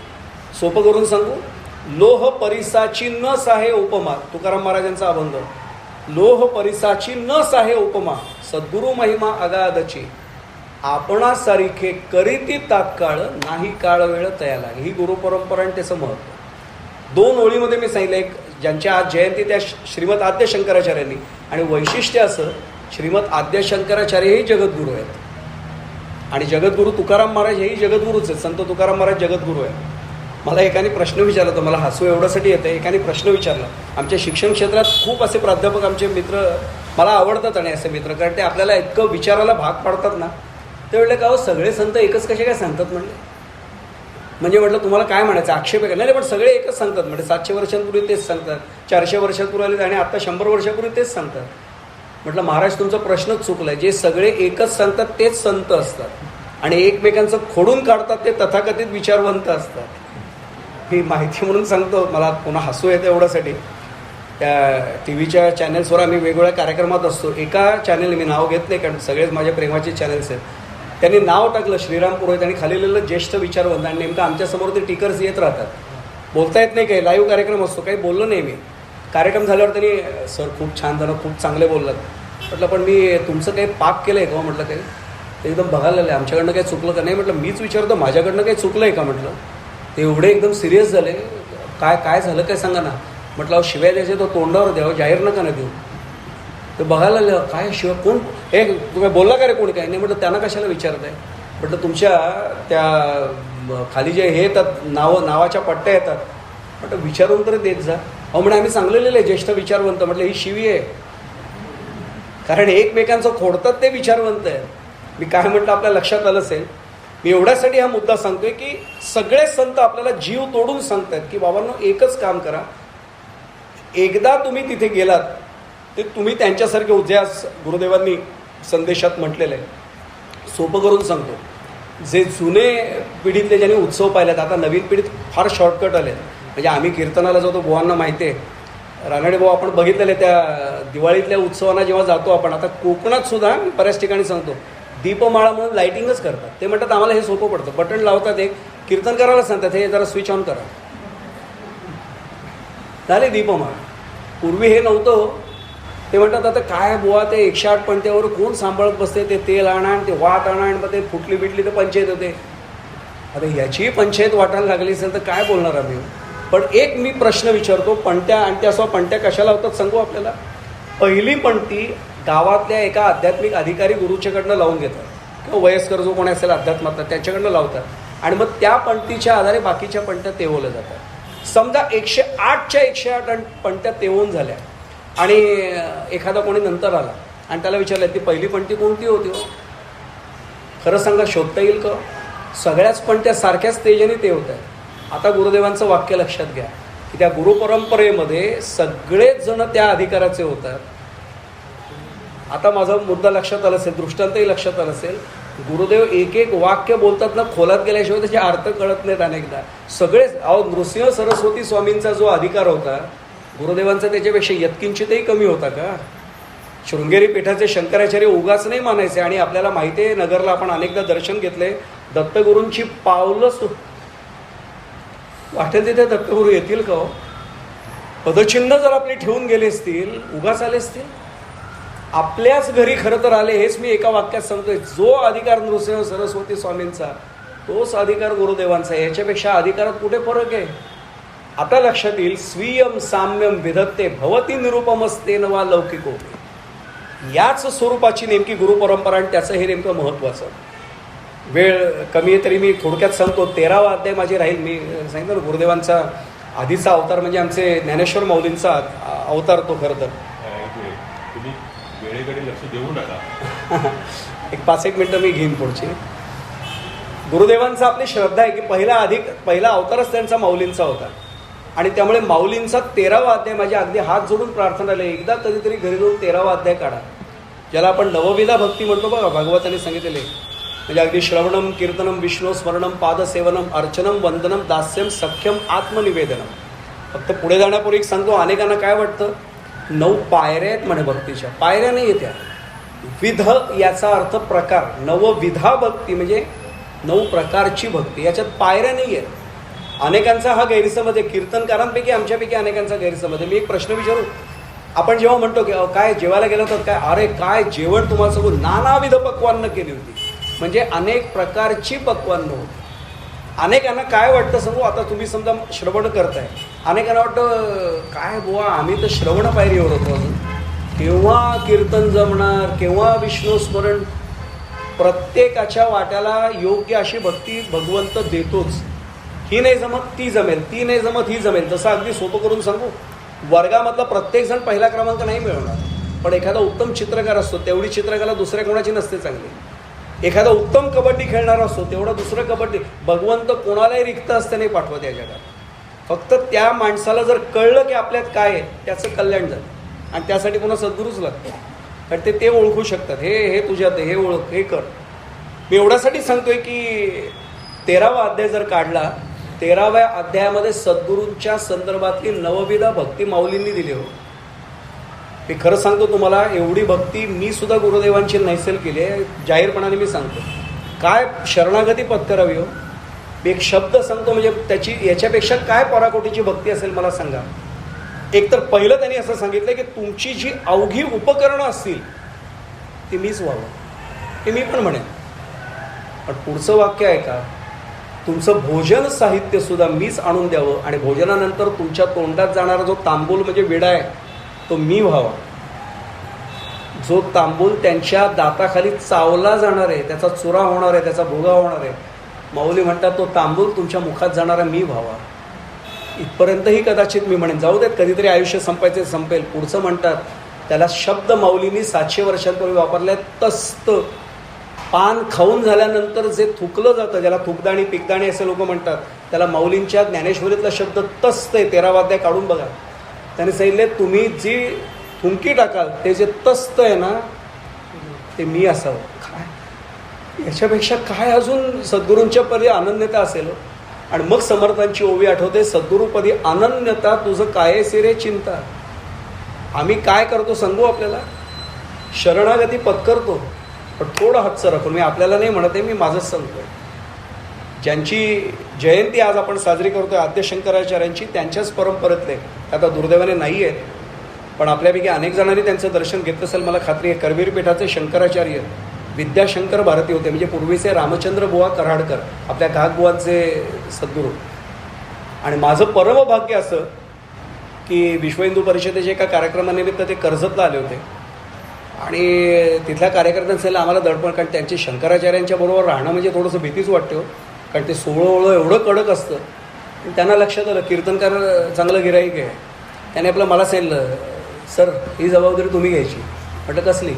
ते म्हटले ते साधारण 6 ते 8 तास आहेत, त्यांच्या व्यवस्थेत तुम्हीच राहायचा. आनंदाने म्हटलं माझं काहीतरी सद्भाग्य आहे म्हटलं. आणि मी पहिले ते आल्याच दोन्ही घेऊन गेलो होतो. म्हटलं शंकराचार्यांना विचारलं, म्हटलं मी 16 आणलं आहे आणि असा पोशाख. ते म्हटले असे आलात तरी मला चालेल, म्हणे मला मनाचं 16 लागतो. फार परखड बोलायचे हो. माझा पहिलाच एकदम धक्का बसला, असे आलात तरी चालेल म्हणलं. मी हे बाह्य नाही बघत, म्हटलं मी मनाचं 16 बघतो. आई शपथ, मला तिथेच लक्षात आलं, म्हटलं आपली जमणारी तरंग लांबी बरोबर वेवलेंथ जमणार. आणि त्यांच्याबरोबर राहायला सुरुवात केली. ते ज्यांना कोणी भेटलं असेल ना त्यांच्या लक्षात येईल. मी अगदी उभं करून त्यांचं व्यक्तिमत्व दाखवतो. BA संस्कृत होतेच, उत्तम शिक्षक होते, उत्तम कीर्तनकार होते, आणि वेदातली कुठली ऋचा सांग, काहीही कुठली ऋचा, ऋग्वेद म्हणा, सामवेदाचा ते अर्थ असा सांगायचे, गायनाची काय त्यातली कला आहे आणि कशी ऋचा म्हणावी त्याच्याबद्दल ते फार चांगलं बोलायचे. आणि गप्पा गोष्टी झाल्या आणि चांगलं आमचं अंतरच दूर झालं. आणि ते मध्ये मध्ये नंतर इतकं छान आहे करायचे, ते नेझल बोलायचे असे, कळलं का पुरोहित सर, तुम्हाला सांगतो आजची माणसं नको त्या गोष्टीला जास्त महत्त्व देतात, गाभ्याला हातच नाही घालत. म्हटलं म्हणजे त्यांना मी म्हटलं महाराज मला हे यातलाच गाभ्यालाच अर्थ घालायचा आहे, हात घालायचा आहे. मी पुन्हा पुन्हा सांगतो, गुरुपरंपरा त्याचं महत्त्वाचं वर सांगतोय. आपण सद्गुरूंच्या तिथे जातोय, नमस्कार करतोय, पण कसा करावा मला त्या दिवशी कळलं. म्हणजे गुरुपरंपरेचं महत्त्व मी सांगतेकडे हळूहळू येतो, त्यातलं आपोआप समजेल. मी त्यांना विचारलं, म्हटलं महाराज आपण शब्द वापरतो, नमस्कार हा शब्द वापरतो, वंदन शब्द वापरतो आणि दंडवत शब्द वापरतो, काही फरक आहे का? भरपूर. एवढंच वाक्य म्हटलं, भरपूर. मी लगेच हात जोडले. मला म्हटलं हात का जोडताय, नाही आहे का फरक? म्हटलं आहे, पण माझ्यासारख्याला नाही कळत आहे. अच्छा, म्हणजे तुम्हाला माझ्याकडून समजून घ्यायचं आहे. म्हटलं हो, थांबा म्हटले. त्यांनी एका शिष्याला बोलवलं, त्यांचा शिष्य होता, तोही संन्यस्तच. आणि त्यांच्याकडे जो दंड असतो ना, तो खऱ्या अर्थाने दंड आहे बरं का. आमच्या घरची धुणे वाळत घालायची काठी नाही, वाकडे तिकडे 10 ठिकाणी. ते गुढीची काठी पण आम्ही अशीच आणतो. त्यांच्याकडचा दंड अक्षरशः सरळ. तो दंड आणला, त्याने सांगितलं एक आसन टाक म्हणे समोर, कारण दंड नुसता खाली नाही ठेवत, आपल्याला माहिती आहे सर्वांना. पवित्र आसन टाकलं, दर्भासन टाकलं आणि त्याला सांगितलं दंडाला नमस्कार कर आणि दंड खाली ठेव. काही बोलायचं नाही. गुरुदेवांसमोर ते बोलायचेच नाहीत काय हो शिष्य. ठेवलं खाली. मला म्हणले सर आता उठा जरा. म्हटलं काय करू? ते म्हटले जरा खाली आडवं होता येईल का? म्हटलं होईल ना. म्हणजे खाली व्हा आणि त्या दंडाच्या खाली म्हणे बघा काय दिसतंय का तुम्हाला. मी आपलं बघतोय, म्हटलं नाही दिसत. बघा हो काहीतरी दिसेल ना. उन्हात ठेवू का थोडंसं? पलीकडचा काय उजेड बिजेड काय दिसतोय का बघा, हवा वगैरे येते का? मी आपलं 3-3 मिनटं बघतोय, नाही. म्हटलं महाराज काही येत नाही. खात्री आहे? म्हटलं काही नाही. याला दंडवत म्हणतात. म्हटले हा दंड खाली ज्यावेळी तो असा शरण जातो, तो एक फट नाही ठेवत. म्हटले आम्ही देवाला का गुरूंना नमस्कार करतो ना, थोडी फट ठेवतो. गुरुदेव मी अमुक अमुक बरं का नमस्कार करतोय तुम्हाला, ही फट आहे. म्हटले हा दंडवत नाही. म्हटले हा नमस्कार झाला. काय एका वाक्यात माझे डोळे उघडले हो. ते म्हटले दंडवत याचा अर्थ अनन्याश्चिंतयंतो माम ये जनः पर्युपासते. मग ते म्हणतात तेषां विद्याभियुक्तानां योगक्षेमं वहाम्य. आम्ही नमस्कार करतो पण दंडवत नाही करत. म्हणले गुरुदेवांसमोर आम्ही नमस्कार करताना सुद्धा माझ्या मनात थोडंसं राहतं, मी कीर्तनकार आहे, मी प्रवचनकार आहे. ते म्हणतात ती पट राहते.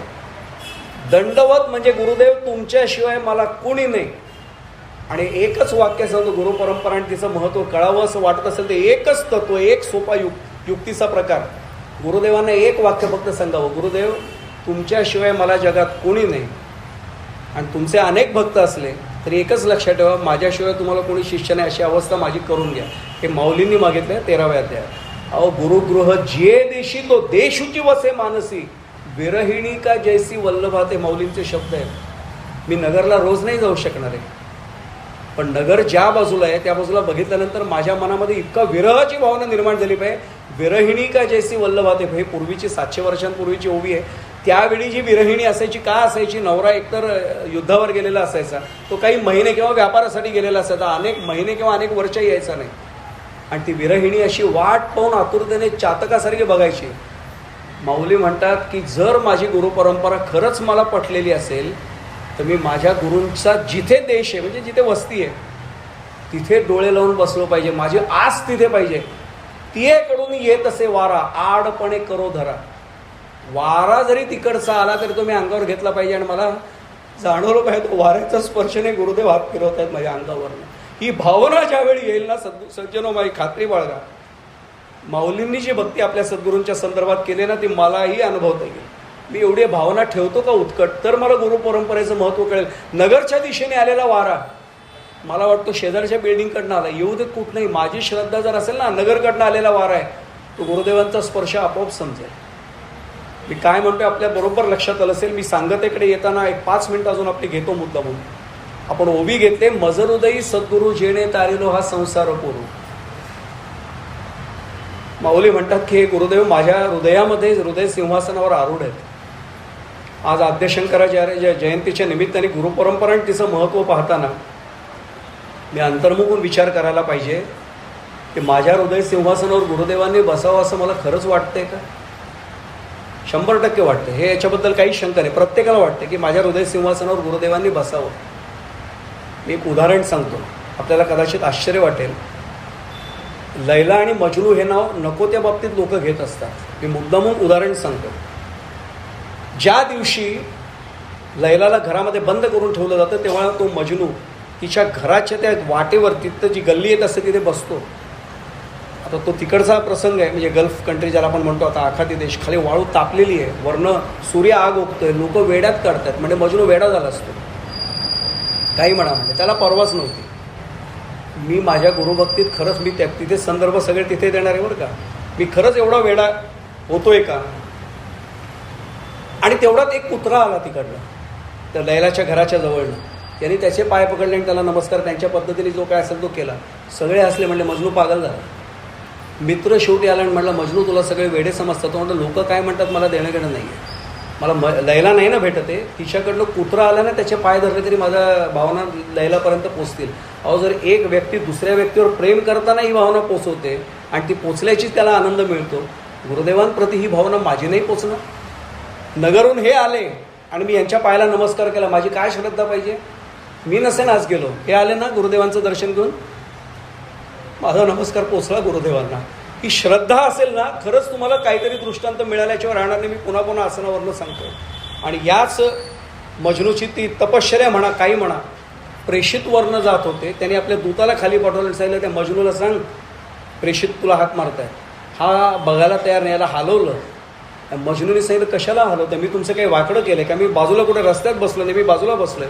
ते म्हणले ते नाही, प्रेषित तुला हाक मारतात. तो म्हटलं कोण प्रेषित, मैं लैला के सिवा और किसी को जानता ही नाही. लैला मजनू सोडून द्यावं, मला 10 प्रलोभनं आली तरी मी जर म्हणतो का मला गुरुदेवांशिवाय बाकी काही सांगू नका, त्यांच्याबद्दल काही बोलताय जरूर सांगा. मग गुरु परंपरेचं महत्त्व मला कळल्याशिवाय राहत नाही. फक्त शेवटचा मुद्दा राहत नाही म्हणून सांगतो. आपण माऊलींची म्हणजेच गुरुदेवांच्या आधीच्या अवतारातली ओवी घेतली, मजर उदयी सद्गुरू. काय करावं लागेल आजची गुरुपरंपरा आणि तिचं महत्त्व आपण पाहतोय. काय घडलं की ते माझ्या हृदय सिंहासनावर बसतील. एक साधा माझा प्रश्न आहे, कुत्रासुद्धा, मी खेडेगावात नाही होतो म्हणून सांगायला हरकत नाही, कुत्रासुद्धा थेट नाही बसत जमिनीवर. तो आधी हुंगून बघतो जागा, त्याला चांगली नाही वाटली तो असा भराभरा तो पायाने वाकरतो ती माती तिथली बाजूला करतो आणि मग तो बसतो. एक यक्कश्चित प्राणी जागा बघितल्याशिवाय बसत नाही, कचरा असेल त्या ठिकाणी बसत नाही. गुरुदेवांसारखी शक्ती, मी शक्तीच शब्द वापरतोय, ते तत्व गुरुतत्व या हृदय सिंहासनावर आरूढ व्हावं असं वाटत असेल तर हृदय सिंहासन तेवढं पवित्र नको व्हायला का. मग तिथे कुठला कचरा आहे हाही कळायला पाहिजे, तोही सांगतो. पंचविषय शब्द स्पर्श रूप रस आणि गंध आणि षड्विकार यांचाच कचरा हृदय सिंहासनावर जमा झाला आहे. मग तो जावा यासाठी काय करावं लागेल, फक्त एकच आहे. एक जसं झाडू आपल्याला कुंचला लागतो, इथे कुठला कुंचला आहे, तो नामस्मरणाचा कुंचला आहे. तो नामस्मरणाचा कुंचला वापरला की हृदय सिंहासन स्वच्छ होईल. एकदा हृदय सिंहासन स्वच्छ झालं आणि मगाशी सांगितलेलं दंडवत या पद्धतीने त्या भावनेने मी गुरुदेवांना शरण गेलो की एकटे गुरुदेव नाही, ती संपूर्ण गुरुपरंपरा मला पावल्याशिवाय राहणार नाही. आज या निमित्ताने गुरुदेवांना एवढंच शरण देऊन सांगूया की गुरुदेव बाकी काही देऊ नका, फक्त एकच अनन्य भाव आम्हाला असा द्या, आमच्या मनामध्ये दृढ करा की कितीही समस्या आल्या, कितीही संकट आली, आमचं मन विचलित नाही होणार. फक्त एकच, कुठल्याही, आणि संकटकालात तर त्यांचं स्मरण होणं स्वाभाविक आहे, पण सर्वात सुख जास्त मिळालं तेव्हाही जर त्यांचं स्मरण झालं तर ओळखायचं की गुरुपरंपरा खरी पोचली आपल्यापर्यंत. कारण आपल्याला सर्वांना कल्पना आहे की दुःख में सुमिरन सब करे, सुख में करे न कोय. पण जब दुःख में सुमिरन सब करे, सुख में सुमिरन सब करे, तो दुःख काय को होय. बस एवढं आमच्याकडनं गुरुदेवांनी जरी करून घेतलं तरी खात्री बाळगा, नमस्कार इथे जरी केला तरी तो नगरला आणि थेट सगळ्या गुरुपरंपरेला पोचल्याशिवाय राहणार नाही, थेट दत्तगुरूंपर्यंत पोचल्याशिवाय राहणार नाही. श्रद्धा आमच्या मनात दृढ व्हावी एवढीच कृपा त्यांनी करावी. मी पुन्हा एकदा सांगतो, मी प्रवचन देण्यासाठी खरं आज नाही आलो, मी आपल्यासारख्या सगळ्या गुरुभक्तांचं दर्शन घेण्यासाठी मी आलो आहे. ही माझी नितांत प्रांजळ भावना गुरुदेवांना साक्षी देऊन सांगतो आहे. आणि म्हणून खरं तर ज्यांनी मला संधी दिली, बावडेकर साहेब, तुमच्यामुळे हे सगळे मला पुन्हा दर्शन यांचं मिळू शकलं.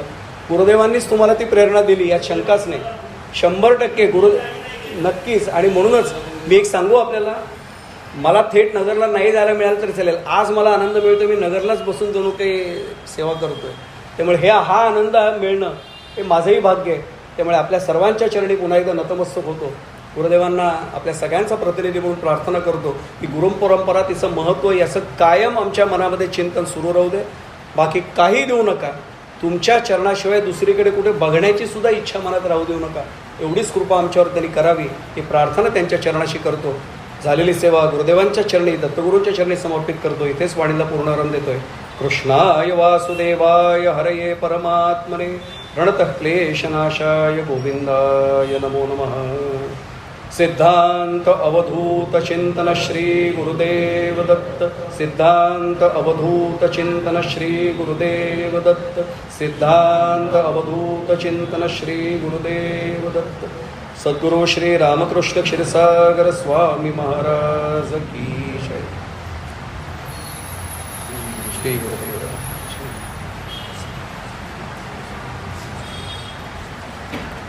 सद्गुरु. श्री गुरु तुम्हाला एक मिनिट बोला.